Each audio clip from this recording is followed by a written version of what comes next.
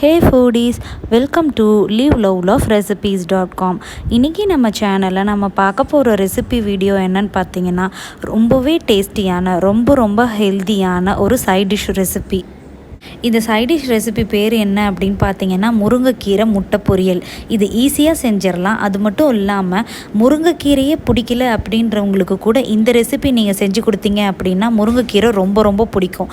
ஏன்னா இந்த ரெசிபி அவ்வளோ டேஸ்ட்டாக மட்டும் இல்லாமல் முருங்கைக்கீரையில் இருக்கிற ஹெல்த் பெனிஃபிட்ஸ் எல்லாம் அப்படியே நம்மளுக்கு கிடைக்கும். முருங்கைக்கீரையில் பார்த்தீங்கன்னா நிறைய அயன் கண்டென்ட், பொட்டாசியம், அது மட்டும் இல்லாமல் வைட்டமின் சி வந்து ஆரஞ்சை விட முருங்கைக்கீரையில் 7 மடங்கு அதிகமாக இருக்குது அப்படின்னு சொல்லுவாங்க.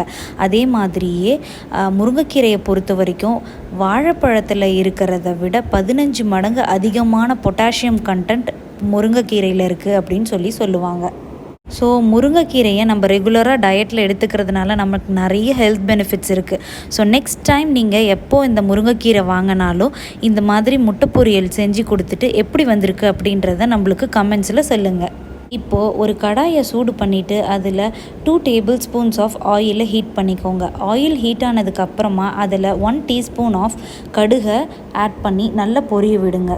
இப்போது இது கூடவே நம்ம பொடியாக சாப் பண்ணி வச்சுருக்கிற ஒரு பெரிய வெங்காயத்தையும் இந்த ப்ரிப்ரேஷனுக்கு தேவையான சில்லிஸையும் ஆட் பண்ணி நல்லா சாட்டே பண்ணிக்கணும். இப்போது இது கூடவே நல்லா டைட்டாக பேக் பண்ண 1 கப் அளவுக்கு உள்ள முருங்கைக்கீரையை ஆட் பண்ணிக்கோங்க. இல்லைனா நம்ம கைப்பிடியில் ஒரு கைப்பிடி அளவுக்கு ஃபுல்லாக இருக்கிற மாதிரியான முருங்கைக்கீரையை நம்ம சாட்டே பண்ணி வச்சுருக்கிற ஆனியன் கூடவே சேர்த்து கொஞ்சமாக உப்பு போட்டு நல்லா வதக்கிக்கோங்க.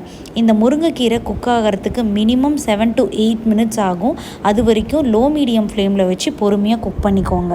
இப்போது முருங்கைக்கீரை நல்லா குக் ஆனதுக்கப்புறமா நான் ஏற்கனவே பவுலில் ஒரு 4 முட்டையை ஆட் பண்ணி நல்லா அடித்து வச்சுருக்கேன்.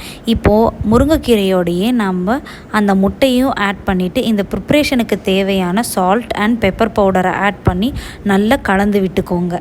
இப்போது இதை சூடான சாம்பார் சாதம், ரசம் சாதம், புளிக்குழம்பு இது கூடலாம் தொட்டு சாப்பிடும்போது அவ்வளோ ஹெவன்லியாக இருக்கும். நீங்களும் உங்கள் வீட்டில் ட்ரை பண்ணிவிட்டு எப்படி வந்திருக்கு அப்படின்றத காமெண்ட்ஸில் சொல்லுங்கள். இந்த ரெசிபி உங்களுக்கு பிடிச்சிருந்ததுன்னா லைக் பண்ணுங்கள், உங்கள் ஃப்ரெண்ட்ஸ் அண்ட் ரிலேட்டிவ்ஸ் கூட ஷேர் பண்ணுங்கள், அண்ட் மறக்காமல் நம்ம சேனலை சப்ஸ்கிரைப் பண்ணுங்கள். தேங்க்ஸ் ஃபார் வாட்சிங்.